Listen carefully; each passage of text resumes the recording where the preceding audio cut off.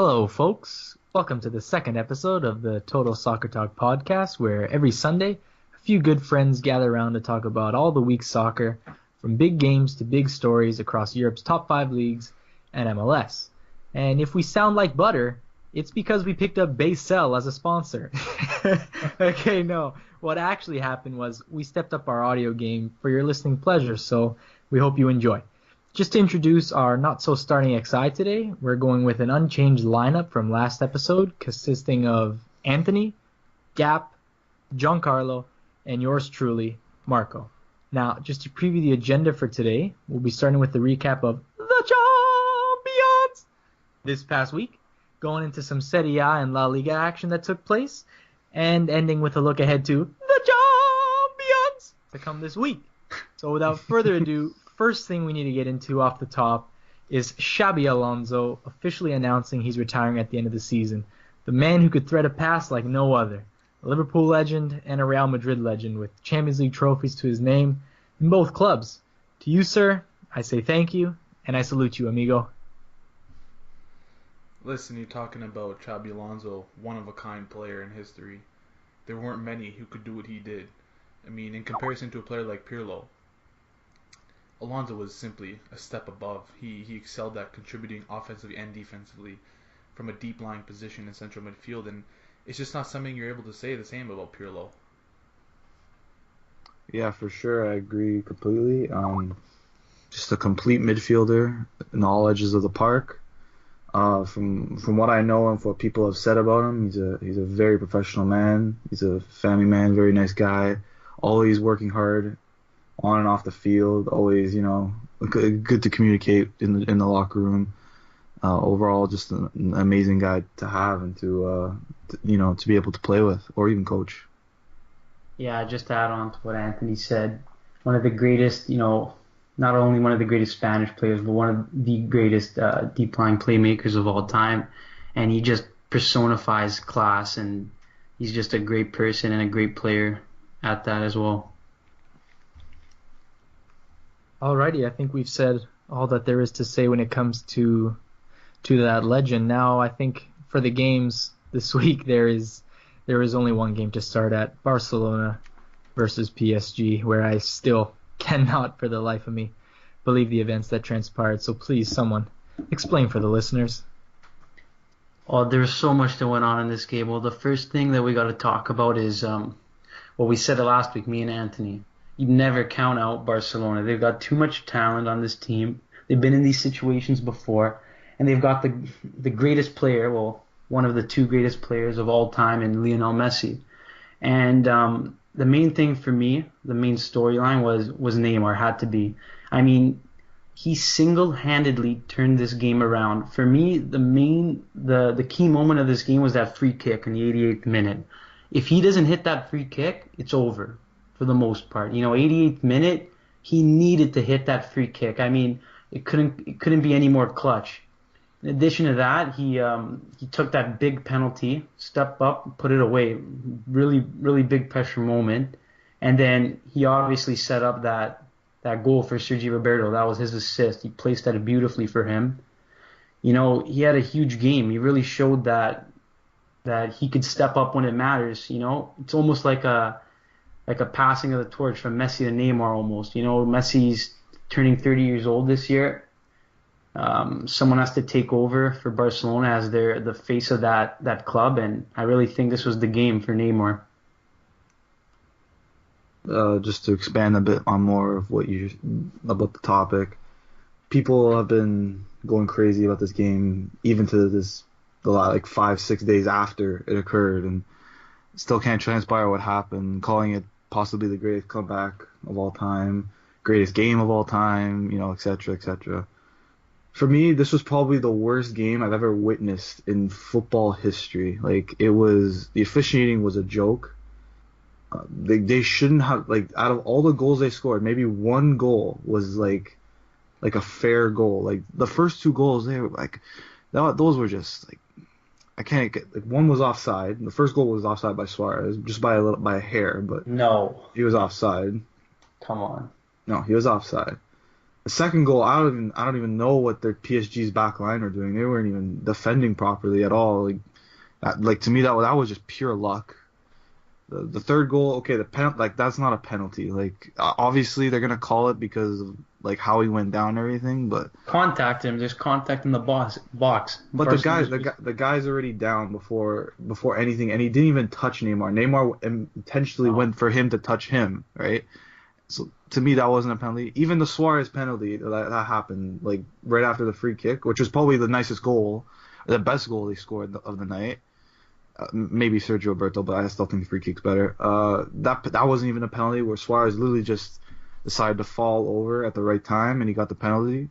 Even though I didn't think it was that bad, just because I think he deserved a penalty when Verratti pushed him from behind earlier and didn't get the call. But just both ways, officiating was just brutal, man. Not even for Barca, for PSG, Di Maria should have had a penalty when Mascherano tackled him from behind. Very poor refereeing, and like I know I'm blaming the refs a lot for this game, but I also have to say, like, this is PSG's fault completely. Like, I don't understand what Unai Emery was thinking tactically wise to set up the way they did against Barca, to literally just park the bus in their own half for 90 minutes. Like, you can't do that at the Camp Nou. The Camp Nou, the established football arena of the world, where Barca have created miracles upon goals, upon whatever you want to call it. And you decide to go in there and park the bus for 90 minutes. I'm sorry, there's only one team I know that's done that successfully, and I think you guys know what it is. But you can't do that anymore, man, especially going into that atmosphere. To me, it was just a shameful game. Like, it was terrible. Well, I mean, I'm not gonna personally. I won't touch on the refereeing aspect. That's just whatever. It was what it was. There's a couple thoughts I gotta get into. Just hear me out for a second. I think obviously, Giancarlo, you took on the Barcelona aspect, but I think if you're looking at this from a Barca point of view, you're looking at it wrong. I mean, Barca are capable of scoring 6 goals in any game. So I mean, although what they did was an achievement, historic wise, I think the focus on this game needs to be on PSG. It's an indictment on PSG. It's another year with miserable results in a competition that the club has put such high expectations on. And when Blanc was fired, he was considered unable to move the project forward, especially in that competition. And now looking back, a year later now, the same questions need to be raised with Emery, and they will. It'll be seen whether Emery's the coach next year. I mean, Marco Verratti, a guy who's generally considered within the top echelon of central midfielders in the world, Wednesday night was another example for me why he isn't in that top echelon. It's a game when he became a passenger in the second leg. After an amazing first leg where he kind of showed himself on the stage, and coming in the second leg, like I said, he became a passenger. He just wasn't able to hold or gain any type of possession in a game where his team needed him to gain control of that game. Especially when you're up 4-0 already, you just need to hold possession, not allow Barca to create anything. And his club needed him to step up, and unfortunately he took a step down. And even a couple of the comments he made post game, really, really bizarre. I was taken by storm by what he said. I don't have them offhand here, but just said some really weird things that just didn't make any sense to me. And lastly here, Thiago Silva. I mean, I know he's now captained 2 of the biggest capitulations in soccer history. Brazil 7-1. And I know he wasn't playing that semifinal. He didn't play against Germany. He didn't play. But at the end of the day, he was the captain of that team. He's responsible for that team. And now he was on the field against PSG. Absolute, just there's something to be, and he just doesn't seem to get any criticism. And it's another game where he just doesn't have control of his back line when they needed him, and that was that. Let me jump in on this, on your Verratti point, and even Thiago Silva to an extent. I think all of this has to do with the manager, Unai Emery. I mean, you can't go into the Camp Nou and just sit back the entire game and expect to get a result. You can't against Barca. They're going to put too much pressure on you. And you're talking about Verratti wasn't able to control the game like he did the first leg. Wasn't able to have any possession. That has everything to do with the style Emery implemented. He had them sitting back the entire game. No one was pressuring their defenders. No one was pressuring their midfielders. You're never gonna control control the game, control possession, playing like that, and he's not meant for that type of system. He Well, played.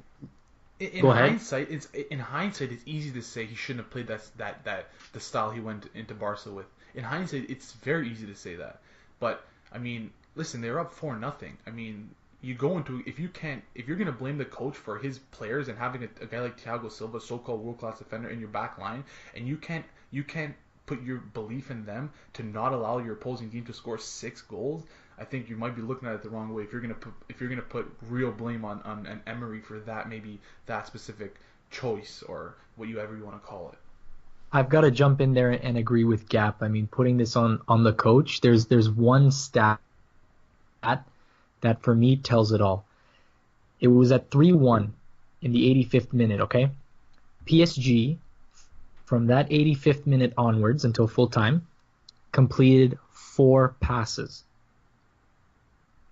Okay? 4. Would you believe me if I told you that 3 of those were from the kickoff after conceding the 3 goals?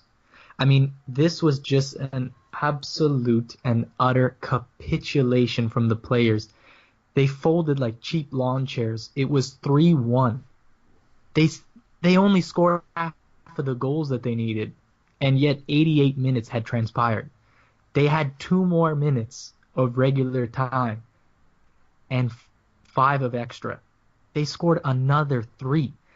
The players just absolutely bottled it. I mean, 4 passes completed from the 85th minute until full time. 3 of those were from kickoffs. 3 of those were wins. I mean, that just tells the whole story there.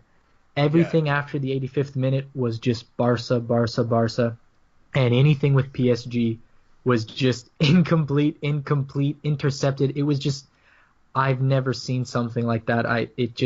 But that stat to me tells it all. I mean, tactics, I understand sitting back. Listen, if he can ride it out, he's a genius. But what this happens up until 3-1,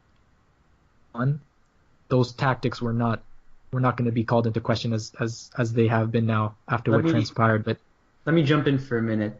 So you're criticizing Thiago Silva, right, for controlling his back line, this and that, and then you're talking about 85th minute onwards. And I took Barcelona's side because you have to score 6 goals at the end of the day somehow, right? But for me, the thing is, you're looking at that game and you're looking at, some poor goals. And I don't know how you can pin that on Thiago Silva, because you're looking at 2 penalties, one of which Marquinhos committed, another one which Munir committed, the right back, the full back.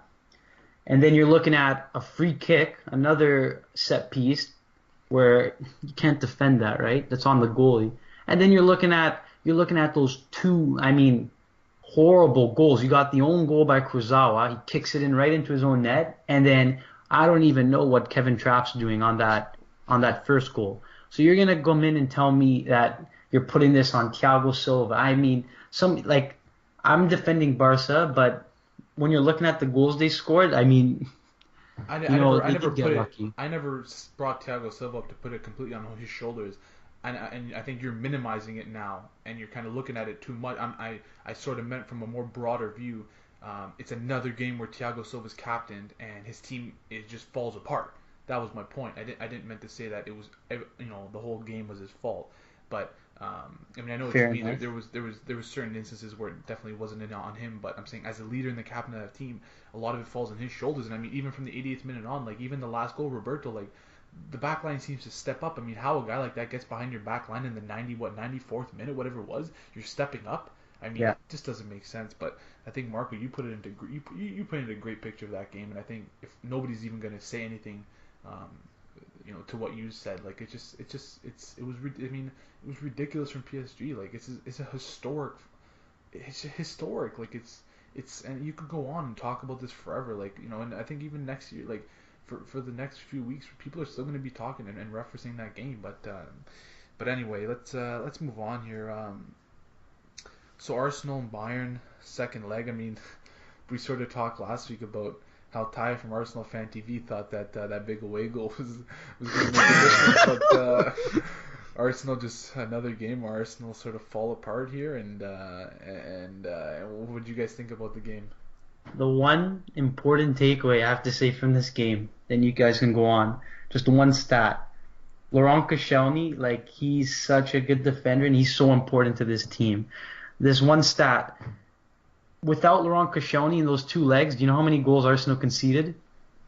Conceded, Without I'm him. gonna say 9, no? 8. 8 without Koscielny out of the 10 goals they conceded. When he got taken off for Paulista in the first leg, conceded 4. And when he got that red card, that was a harsh call, by the way. They conceded 4 as well. So that's just one thing I wanted to put in there. I mean, it's really underrated, I think. But can you expand on that or? Listen, I mean, being from the red side of North London, I mean, Laurent, I call him Laurent the Rock, you know what I'm saying? He's an absolute beast over there. But I mean, one player should not be the deciding factor in capitulating and conceding 8 goals. I mean, it almost looks like the team doesn't even know at the moment. Clearly, we don't know how to win. We had like a poor stretch there with 2 wins across 7 games in all competitions, one of which was against a non-league side in the round of 16 for the FA Cup. But it just seemed like the team didn't even know how to lose. I mean, there was no leader stepping up when it went 1-1, man down. Listen, let's put our head down and let's lock up shop. Let's not let the same thing happen again. But that is now 3 games against Bayern Munich in the Champions League, handed 5-1 losses. This is just, it's just shambolic. I don't know. The last 2 goals, they were just 2-on-1s and sweaty cross crease to the other guy tapping it in. It was just, I could not believe I was watching that, and especially when it's at your home. I couldn't believe where was the leader in there at 1, even at 2-1, 3, but especially at 1-1. It's over, man down. Let's play for some pride here, and let's make sure we don't make this go from bad to worse. But it seems like we don't know how to lose. When it rains, it pours with the Arsenal is what I'm gonna say on that game. Yeah, no, Anthony. Sorry, before you jump in here, let me just I think Marco, you kind of nailed on the head there. Without a leader, I think Aaron Ramsey played in that game, but I mean, I think Arsenal is not. To me, I know Koscielny's there as their leader, but I think Arsenal play well when Aaron Ramsey's playing well, and he hasn't picked up his form since an amazing Euro 20, last Euro Cup. He was amazing. One of the players of the tournament for sure. And Arsenal, they play their best when he's playing his best, and we haven't seen it from him this season. I'm not sure what's happened with him. But I think, and to me, he's one of the leaders on the pitch. He kind of dictates what happens. I totally agree. Agree with this year. We've seen him where he's just. Well, I'm not sure what's wrong with him, but he's not playing the way he needs to play. Injuries. I think, yeah, perhaps he's always been injured, but I think I just want to say that in regards to what you were saying without a leader. So. Yeah, everything that's been said, I think, is true, acceptable. But one thing that I saw, and I literally couldn't believe my eyes, is just after 2-1, after 3-1, just the players not even trying. Like, are you serious? Like, you really, like, how could you just give up? Touching on what Mark was saying, how could you just give up after they scored 2-1 or 3-1? Literally, how could you give up like that? Like, to me, that just sums up what's going on at Arsenal behind the closed doors, right? We talk about other Premier League teams like Manchester City, Manchester United, maybe Chelsea, Liverpool. All their managers, Klopp, Mourinho, to an extent, I guess, Guardiola and Conte. Those players love to play for those managers. They want to play for those managers. They don't just come and do the daily training, go to the game, perform the best. No, they want to be connected. They feel the connection with their managers. They want to play with them. All right. With Arsenal, you just saw right there in that game that the relationship between Wenger and the players, and then the players and Wenger, like, it's utterly ridiculous. Well, Anthony, it's got to be a two-way street. It can't be can't be the coach putting in his faith in the players not wanting to listen. It's got to be a two-way street. But I think what you said kind of leads me into what I got to say here is and I think people keep making this big. People keep making a big deal of the fact that Arsenal are out in the round of 16 once again. For me, that's not the point. And in the Champions League, you're talking about the elite competition. Where you go in the Champions League should not be the focus. For Arsenal, it's never been about the last 16 exit. It's although that's not ideal. Let me say that. It's more about how they lose. It's the same again every year. It's not the fact that it's around the 16. It's how they lose, and like you said, it just seems like it almost gives you the thought that they just sort of gave up. Again, it's how they lose. It's the same thing for Arsenal, and to me that necessarily isn't. Perhaps it's from Wenger down to the players, but it's not necessarily the onus on Arsene Wenger in that part. That's got to do with the players in some sense. I'm not saying anything about Wenger. I'm just saying, like, judging from that game and the way they gave up after they scored 2-1, 3-1, like the way like that they just gave up. Like, at the end of the day, like, this sums up what's going on behind closed doors at Arsenal, either between the manager or the media or between players. Like, we don't know this stuff, but you could see it there. And then, like, just even Sanchez on the bench, when that cheeky little smile, a little laugh, like, that locker room is just, like, maybe a few years ago it was a little bit better, but now that locker room is just more toxic than anything I can think of. Yeah, I think Marco could probably touch a little bit about even focusing on them from week to week, sort of their efforts in games where they sort of lose. I think Marco could probably touch on that a little bit more. Yeah, no, absolutely. I was just gonna say it genuinely seems like they don't know how to lose, and when it comes to big games, it's when it rains it pours. I honestly have no other way of putting it. The loss to Chelsea, it was 3-0, and then it ended 3-1. I mean, these Bayern games, and just it's Groundhog Day. It's deja vu. Ever since dating back to the 2010-2011 season, this is 7 seasons in a row now with 16 exits. Say what you will about Liga NOS, we may not cover it, but I must say, Ezel Bey have been to the round of 16 6 years in a row, and they've made it out twice. 33% success rate compared to Arsenal's 0. It's just, I don't know if it's something with the players. It just, I don't know, Marco, literally what, just seems what I meant by round of 16 exit again, not being a big like deal. Same year. Is Marco is if you look at a team like Borussia Dortmund, and the year before they made it to the final and they absolutely smashed Real Madrid. The year before that, they were out in the group stage. So what I'm saying is, it doesn't matter where you go in the Champions League. It's how you lose, right? And Dortmund, although they went on the group stage, they were still gaining ground, and they're getting, they're gaining their chemistry. And then you look a year later, they're in the final. That's my point. The focus shouldn't be on round 16 or not. It's how they lose. That's the point. That's got to be the bottom line. Right? No, I know, and when it comes to a question of them losing, it's never a close game. I mean, I'm looking at the last 7 games in the round of 16. They were Bayerns and Barcelonas, and some more Bayerns and some more Barças. They were all massive, huge losses. They do not know how to lose. It's just they go gung ho until the end. It looks like leaders. Like I can't imagine like an Invincibles team with the Henrys and the Dennis Bergkamps and the Robert Perez's and it just wouldn't happen. They would rather die than see themselves get humiliated like that. And it just seems like every time there's no one to step up and stop it, and it's frustrating from an Arsenal fan's perspective. And I mean, it is what it is. It's more disappointing than anything else. You can't even be angry. It's just disappointing. Yeah, I think. Listen, one thing we can all agree on, is that Bayern Munich are going to be a team that's going to be in the running for to win this year's Champions League, especially with Ancelotti. But yeah, we could probably agree that they're a force, and with Vidal and Thiago in midfield those guys are a dynamic duo. So they'll be a team to watch going forward here.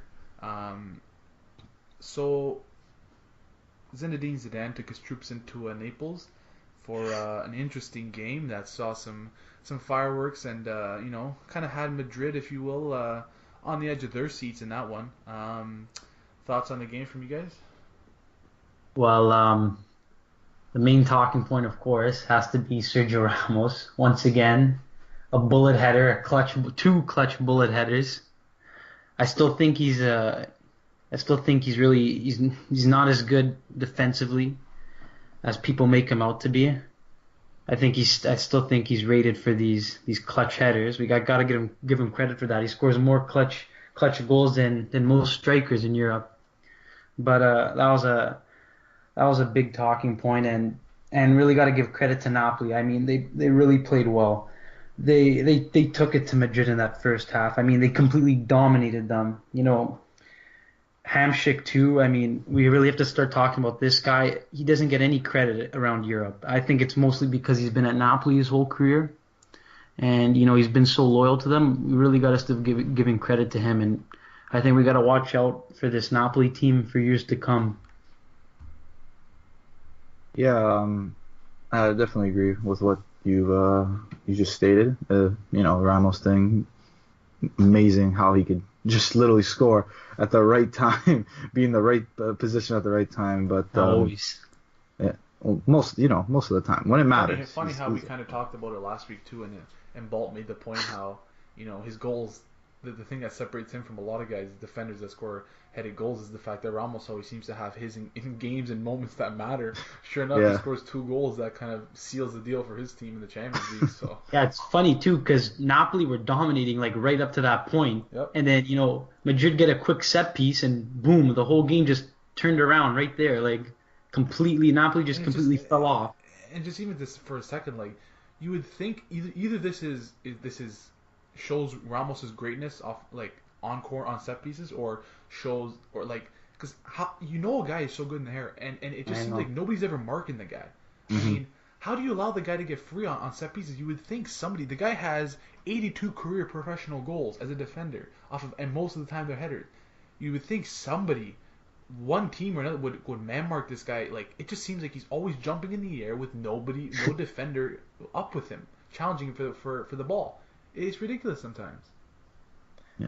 He just knows how to find the space, and he just knows how to put the ball in the back of the net. I mean, I'm glad you brought up that point from last week that you mentioned about how maybe Bonucci coming up, or not Bonucci, it was no, it was Bonucci. What's his name? No, it was Bonucci. Yeah, Bonucci coming up with the big goal from 1-0 down to Udinese to tie it up in Serie A. I mean, need I say more? At the double. Granted, the second one came off Mr. Mertens and went down as an own goal, and we'll get to this later on too. The league game today, it's just, the man is sensational. Champions League finals, El Clasicos, these round of 16 games when you're right, Real Madrid were on the edge of their seat.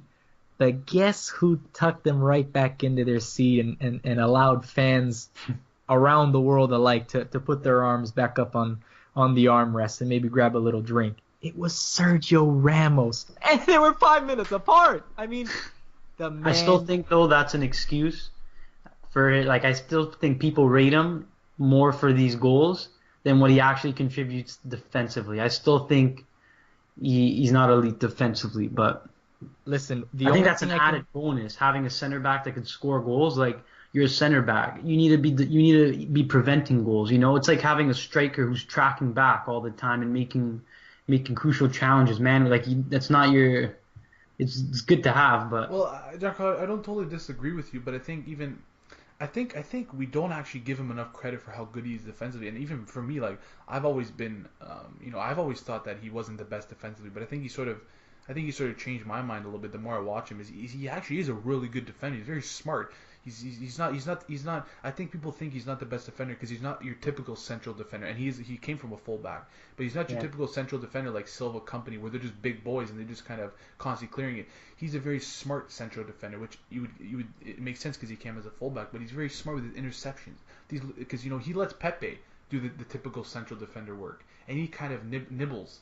And I think it works because look what he's won. He's won everything. So there's a reason why he's been on winning teams. But I think I know what you're talking about. I think his biggest problem is on any given day, the man is due for just an absolute oops penalty red card moment. Like I forget how many he's in double digits for Real Madrid. So that's the one thing.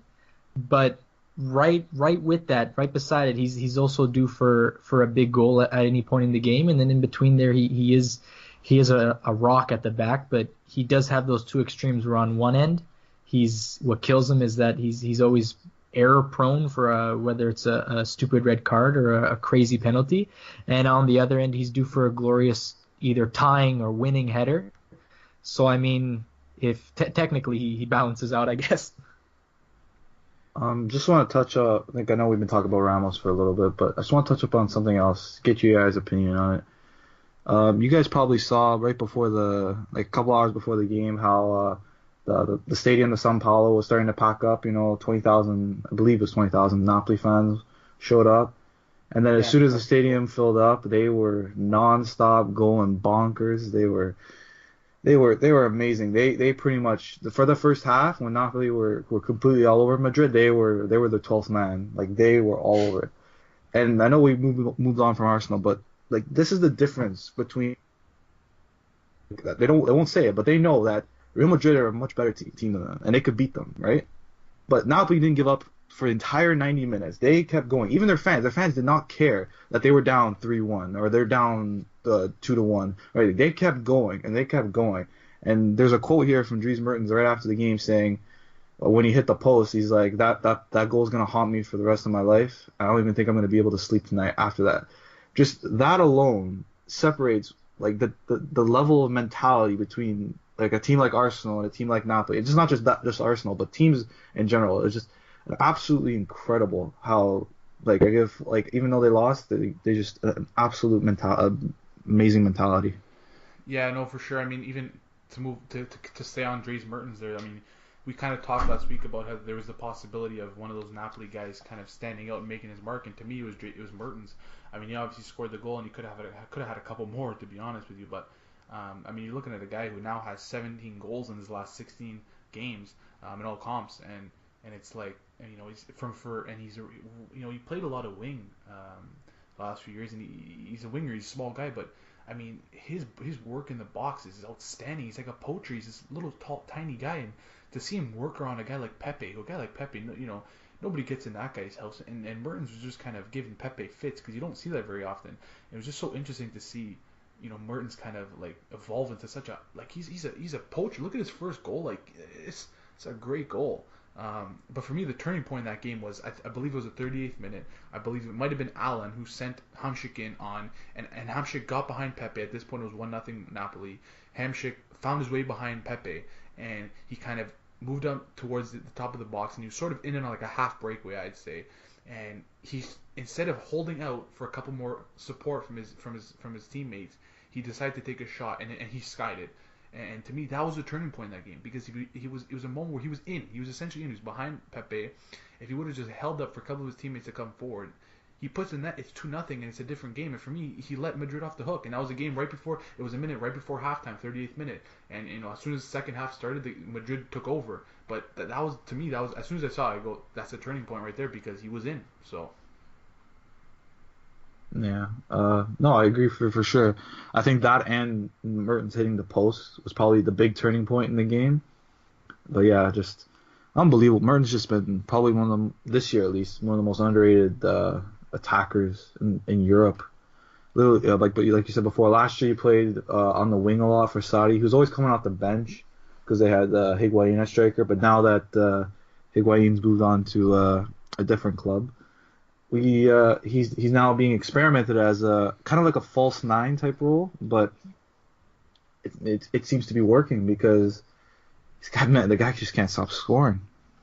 Yeah, I agree. Yeah, sorry. I agree.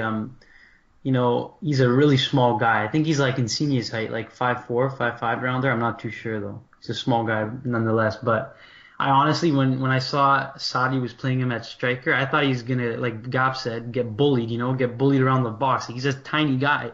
I didn't think he could play that role well, but clearly he's proving everyone wrong. I mean, 17 goals in your last 16 games. That's crazy. But Do you guys believe that if he did score that goal off the post, do you think he would have ran to the corner flag and did his celebration? I don't know, man. If he did that, the Napoli fans would have went crazy. It would have been great to see, but I don't know if any of you caught that, but so the camera was on Sadi there as he's coming out of the dressing room to go out before the second half, and the guy's putting out a cigarette in the tunnel. Like this is just paints a picture of Italy, man. Like, just ridiculous. Like, he's having a smoke in the dressing room. he's a legend, man. Just hilarious. I couldn't believe my eyes when I'm looking on the TV. Like, what? Like, he's coming out of the dressing room, so where could he have been smoking that? In the dressing room? Anyway. They probably got ventilations and stuff. You Whatever. know. Anyway, Dortmund Benfica, Marco the Portuga kind of had a feeling that his club wouldn't hold on there. Marco, we'll go to you first. What are your thoughts from your vantage point? All I gotta say is where I may have been astronomically incorrect in my summation of the Barcelona PSG game, mentioning a shoe possibly. I don't want to talk about it, but I did tell you so. Coming soon, guys. Coming soon. I was hoping for the best, but I was expecting the worst, and I got the second one. I mean, whereas Pierre-Emerick Aubameyang, he forgot his shooting boots the first week. I think he may have packed a spare just to make sure, because the man was just on fire. He got his hat trick. Oh my God! And that's not. Come on. Listen, Giancarlo, I think you might have heard your words last week, huh? No, man, come on. Did you see the goals he scored? Like, tapping merchant, man. Like, that was a special performance from him. He really rebounded that. God. No, the special performance was Christian Pulisic, man. What a performance by him. That guy is a stud. Yep. And I can't. Yeah, go on. Yeah, no, that was one of the things I was going to bring up is Pulisic. Just what a player! Like, and I'll give you a quote here from the legend Raul. Raul went on to say, "I like him a lot, quote unquote. I like him a lot. He's a player who can break through. He just needs to keep playing." End quote. So I mean, to me, that it's interesting because to see him kind of watch him play, and I think it's an interesting question. You know, is will he have enough playing time at Dortmund to sort of fulfill his potential in the next few years? He's still very young, but perhaps we could see him loaned out maybe. Anyway, I mean that's if he could. If he could reach his potential, wow, that'd be interesting to see. I wouldn't say he'd be loaned out, but just because he's starting to he's been breaking into the first team all year round, and in league and in Champions League he's been playing. Yeah, he's just a phenomenal player.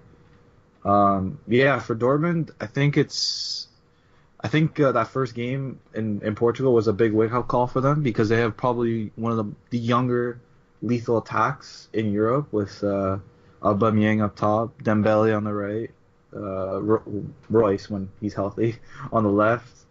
In the middle, they have many players that can. They have Pulisic, you got Emery Moore, but they're one of they're a lot younger from a couple years ago when they had all their they still had all their main players when they made that Champions League final.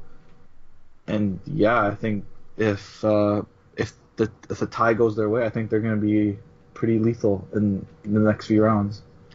Yeah, what I wanted to add to that was, this was a really blowout for them, but, it was almost like a warm-up. I mean, I don't want to put any disrespect on Benfica, but let's see what Dortmund does against like a real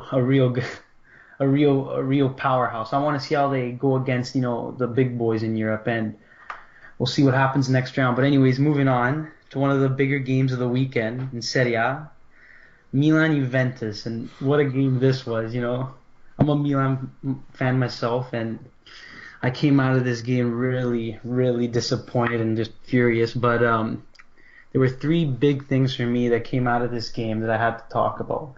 The first thing was Juve. They're literally head and heels above everyone in this league. I mean, they embarrassed us. I'm going to be honest. Like, the entire game they had possession, chance after chance after chance. We couldn't do anything. We couldn't keep the ball. I mean, they're just something has to happen soon. We have to all the other teams, Roma, Napoli, Inter, Milan. We got to improve soon, because they're just so much ahead of everyone else. And the two other points for Milan is that Gigio Donnarumma, I mean, I've never seen a player at 18 years old have such a huge impact on a team. He made 9 saves that game, and if it wasn't for him, we could have lost this game 6-1, 7-1. Just some of the saves he made. And the last point, Gerard Deulofeu, I mean, this guy is elite. I don't know how Everton let this guy go. He's fast, he's agile, he can dribble, and already has 3 assists, or coming off loan from Milan in January. He set up the only goal we had on Barca. If it wasn't for him, we would have nothing this game. No chances, nothing. But, what do you guys think? Do you want to go, or? Listen, okay. Penalties 4 this season. Penalties 4, all right? Roma 11, Milano 9, Juve 3. So any type of thing about referee bias, I mean, just put it to bed. Like they got 3 penalties Get for this out season. of So here. Don't give me this. Don't start with this, man. Milan have 9 penalties for this season. That doesn't matter, man. So how can people go on Because about their Juve and penalties are referees? They have justified. 3 You don't give a penalties. penalty in the 97th minute of the game. And it was such a poor call, too. Everyone was saying it was a poor call. It's not just Milan fans. Inter people on Twitter. I've seen much worse given than that. So come on, man. Don't give me this. I'm not I gonna think agree, all I I'm can not say- gonna agree or disagree with the penalty call, but the bottom line was it did hit his hand. The referee, he doesn't So- even have a clear view of the penalty. He's got 5 people between him and But how do and you the know? player, How do you know, Blitzstein. Giancarlo? How do you know? How do you know whether or not he's using his fourth official on the end line there? How do you know? He doesn't have to go up and they're on That's mics. just a cheap call, man. That always goes Juve's way. No, I think never gonna go you're against just Juve. I think you're just being biased against them. To be honest, like I know that they were close together when it happened, but to me that's a penalty. It's a handball in the box. It's a penalty every day of the week, man. Like you cannot call that, man. Like You're calling that a we need- penalty, but then you're complaining about Barcelona's penalties before. Oh, that was okay, Giancarlo, that's I think- completely different. Make up Barcelona's your mind what's a penalty, penalty the or not. Barcelona's penalty were justified compared to that. I How think do we- all I can say with again, the penalty, Sorry, Marco, go on. I'll just say for the penalty on De Sciglio's hand, all I can say is, I mean, I see it on Sunday morning men's leagues. I mean, when you're in the box, just to ensure that you are not giving the referee a decision to make, players, this is in Sunday men's league.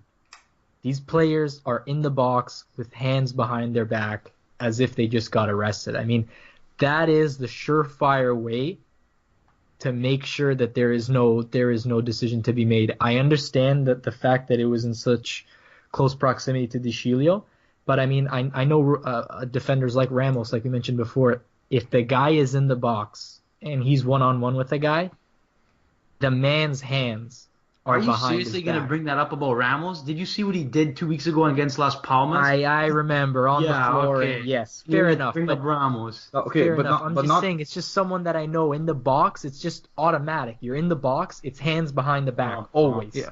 But not to mention the fact that you even brought it up, Giancarlo, is that Milan were getting dominated throughout the game. They didn't deserve to be in that game. It doesn't matter. At the end of the day, we sat back. We invited pressure, right? We did get dominated. But the whole game, we didn't let a goal in. You know what I mean? You don't But give up a penalty. the point is this: you guys got outplayed. You guys shouldn't have even won the game. Shouldn't have been tied, 1-1, like throughout the majority of the game. So What, is why counterattacking not a thing? No, counterattacking is a thing, but I'm saying that Juventus dominated the majority of the game. So Milan fans don't have the right to argue anything because they didn't perform doesn't that matter. well. No, man. any of that They got doesn't one matter. lucky Who break. deserved what? They got one lucky break and they capitalized it. Good for them that they capitalized on that one lucky break. But other than that, they can't. You should stop complaining, man. It's a penalty. At the end of the Let me ask you day. a question because we need to define what is a handball. Because in the game today, you see it called. The rule book says a handball is hand to ball, not ball to hand. But we see it far too often that it's called both ways. It cannot be both ways, right? So what I'm saying is the way we see handballs called, we need to redefine it. What is a handball? So my point to you is the way I see referees call handballs nowadays is if your hand is not beside, your hand is up. If your hand, when the ball hits your hand, if it restricts the ball's movement, it's a handball. So I'm going to ask you, whoever it was that had his hand up, did it restrict the ball from moving forward? I think the answer is pretty obvious. De Sciglio. No, come on. Where man. was the ball going? It wasn't going to. It was a cross into the box. It hit his hand. It restricted. But it the thing restricted is, his too, movement. you don't call that when the player's like a foot away from each other. But you It's see like it called the all ball's the not time. even gonna It's be- not just nothing's. I'm not disagreeing with what you're saying. I see your point, but I'm saying it's to think it's exclusive for City A fans. I think it's exclusive to Juve. It's not. You see it everywhere called. I think what you need to focus, what City A teams need to focus on, is how far you are away from competing with Juventus. Right? It's almost like nobody can even touch Juventus. So every time a team gets close to getting a result against them, they almost feel like Juve are cheating. But in reality, it's just because you're so far away from them. I think you know what I mean. No, there's so many things. Like even last year with Higuain, Remember at the end of the year when Napoli's leading the league and then he gets sent off and then the ghost goal, not the ghost goal, the offside goal with Higuain. I mean, it's always Juve, man. They're always at the center of these poor calls and whatnot. Well, if you want to touch Juve, listen. Every other team in Serie A, Juve are the only team that beat the smaller teams. Every other Serie A team, all the other perhaps bigger teams, they don't get results. That's true. Right?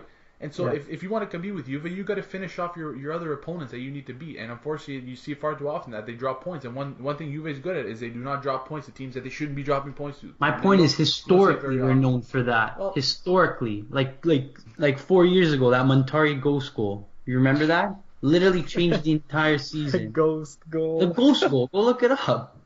Well, and So another game in late. Serie A, we see the other side of Milan there. Big 7-1 win. I don't think there's anything really to talk about here besides Icardi and Banega double hat trick. Inter are rolling right now, right? Yeah, for sure. This to me this was a big game. Atalanta are having an amazing year this season. They're in the top five. Competing for Europe, preferably Europa League. And Inter, who are still trying to chase for that third Champions League, just not quitting until the end of the season. This is a big win. This is a big boost morale for all the players. I think Stefano Pioli has just done a fantastic job the last few months, reinvigorating this team. But yeah, there's not much else to talk about. You pretty much summed it up. Two hat tricks, 7-1. Yeah, that's wow. Inter. I mean, you look at it from since Frank de Boer kind of got pushed out. Like, and even I disagree with that decision, but I think more for me, it's more the long term than the short term. But wow, I mean, you look at it now, and I mean, how many points are Inter above Milan now? But I mean, you remember a couple months ago, like it was just to look at the table now. It's incredible. I mean, and it just anyway. I mean, but it's incredible what Pioli's been able to do with this team, and in a little short run, he's got them on fire, really. And then I think even a guy like Jeffrey Kondogbia, we're starting to see him break out of his shell. You know, we're starting to see. I talked to a lot of Inter fans that said that he had one of his better games they've ever seen him play in an Inter jersey. So I mean, he's a guy who, if Inter can get him back to where he was playing at in the past at Monaco, I mean, yeah, that's you're gonna see an Inter team that quite possibly could be pretty scary. So Yeah, for sure. Yeah, ever since let's say the last 3-4 months, he's turned his game around. He's just been everywhere on the park. He's pretty much throwing it back to the old days in Monaco. Him with the addition of Gagliardini, they're just a partnership of dreams in the middle. They both work well together. They communicate well. They both know when to push up and when to not push up. But yeah, I see this pairing is going to be the future of Inter's midfield. fair enough. So let's now move on to our performers of the week. Just name it off here. We'll go bang, bang, bang. Name your performer of the week. We'll go to Marco. Let's go to you first. Who did you see this week that had a wonderful week for you? I think it's got to be Neymar. Just what he did in that game when it was still 3-1. I mean, that free kick, he's like, no, I'm taking this. Granted, it was on the left side of the box, and with Messi's left foot, probably not the most ideal, but any set piece for that man is ideal. But I mean, for Neymar to take that free kick, say I'm taking this, and where most people would cross that in, he's like, no, I'm putting this inside post, puts it inside post, gets the penalty. I don't know if Messi passed it on to him or whether he's the one that said I'm taking this. Regardless, he's the one who kicked that. That's one of the most pressure penalties I've ever seen in my life. And he bangs it in. And not to mention, he's the one who put in the cross with his weaker foot, might I add. He faked the right, lost the defender, and then just delicately places it with his left boot. So I mean, for the simple fact of the performance that he put in from that 88th minute until the end, that was like we mentioned before, a passing of the torch, as I think Giancarlo mentioned, from Messi. Neymar just said, I'm gonna stand up and I'm gonna be counted tonight. So I'd have to give it to Mr. Neymar Jr. Anthony, for you?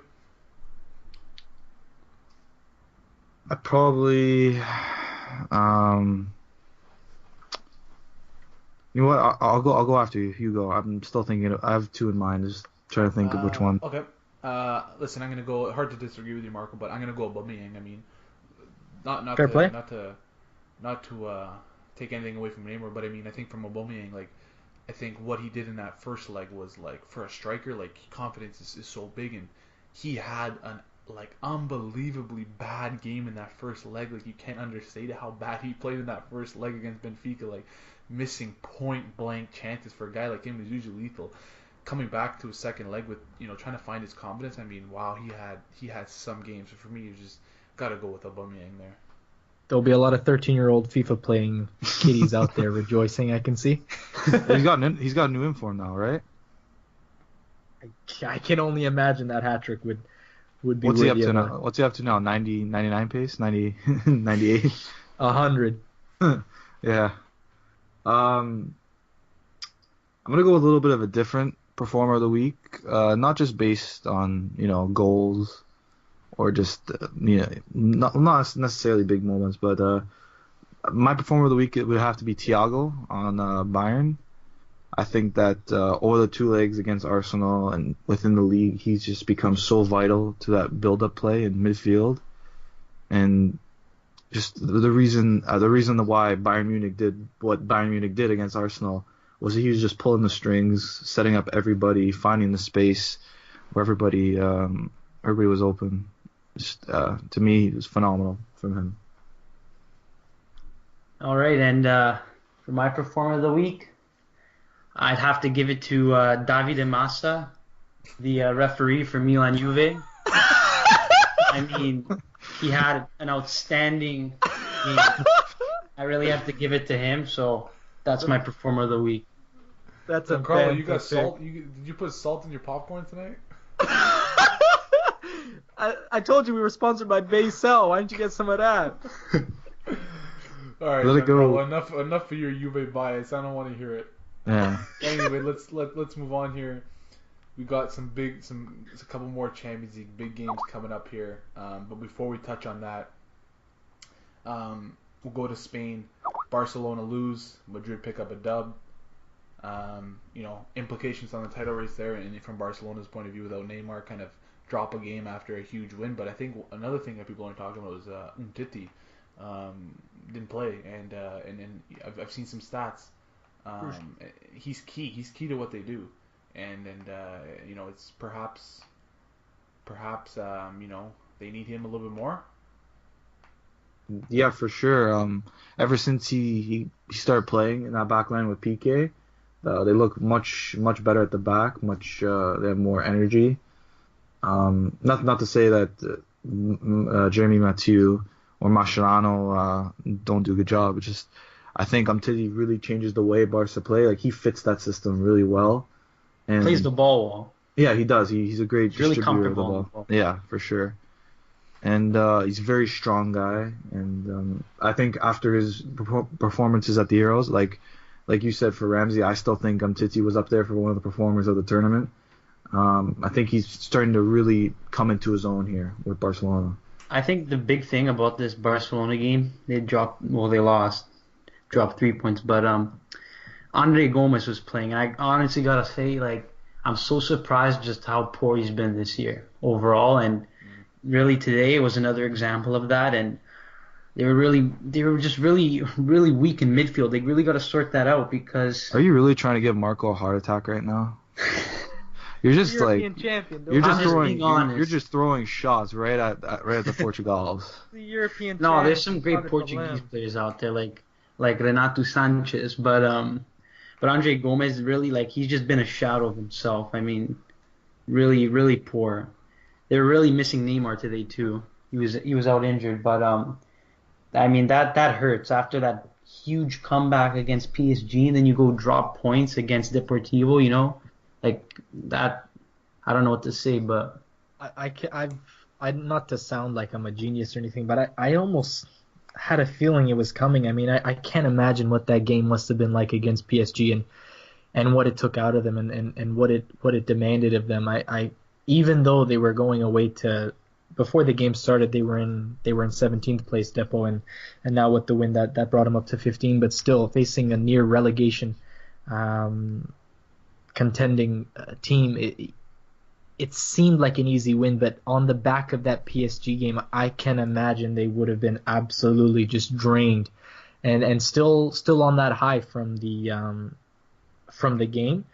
But it was tough. I mean, they had a chance. They did find themselves down, and then Luis Suarez tied it up right at the start of the second half. But then somehow some way Depot found a way to come back. But I still think nothing is for certain here. There's still a 2 point gap with Real with a game at hand, so potentially 5. But I still think there's still lots to go here. But I can almost understand it just because of what I imagine that game midweek with PSG must have cost them, and especially because that was on a Wednesday. So What this game really shows for me is that they really need to sort out their midfield like quick because Busquets and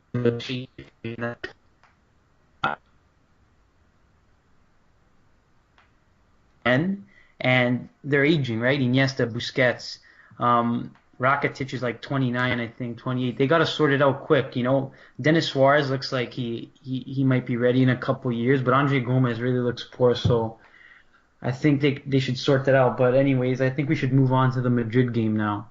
And guess who showed up just when they needed it to get all 3 points, 80th minute.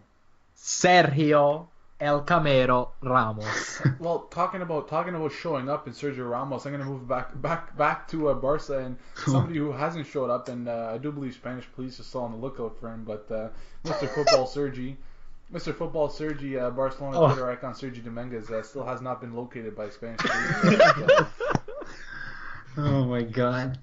Look, This is an Amber Alert for him. Going back to Sergio Ramos, like, there are strikers that have some of the best strikers in soccer history cannot say that they've scored bigger goals than Ramos. Like, it's incredible to see what this guy does. It's just, I don't know, like, I don't think words can describe it. What he does, it's just wow. Like, I mean, like I said, like, there are strikers that cannot say they have done what he does. I know. It's crazy to 80th minute, they're about to drop points. Who shows up? Sergio. Like- And I mean, the game couldn't have started any worse. It was 20 something minute. They conceded a really weak goal if you guys managed to catch it, but Keylor Navas just let it squeak in somehow. I still don't know. He went down for it. He had it. It was starting to roll in with his right hand. He missed it. Then his left hand was like under his chest on the grass, and he just missed it. It just fluffed in somehow.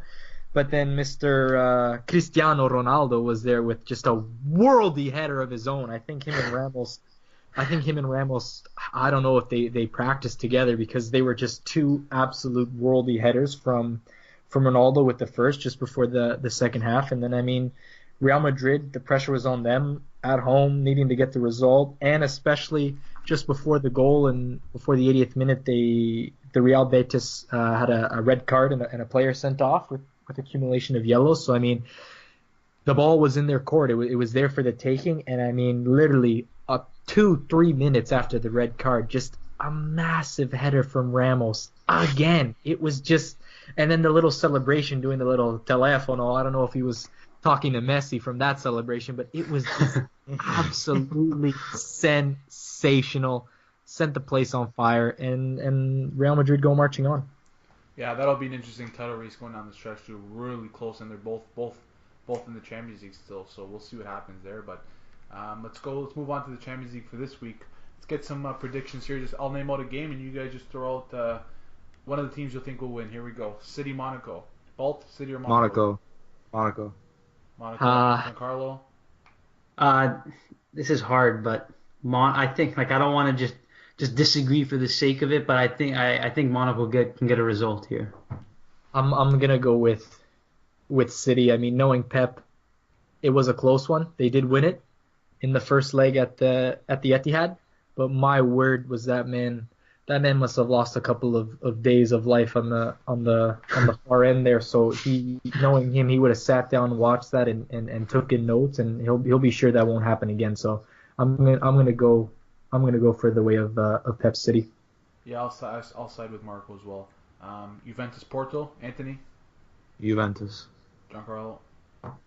Juventus, as much as I hate to say it.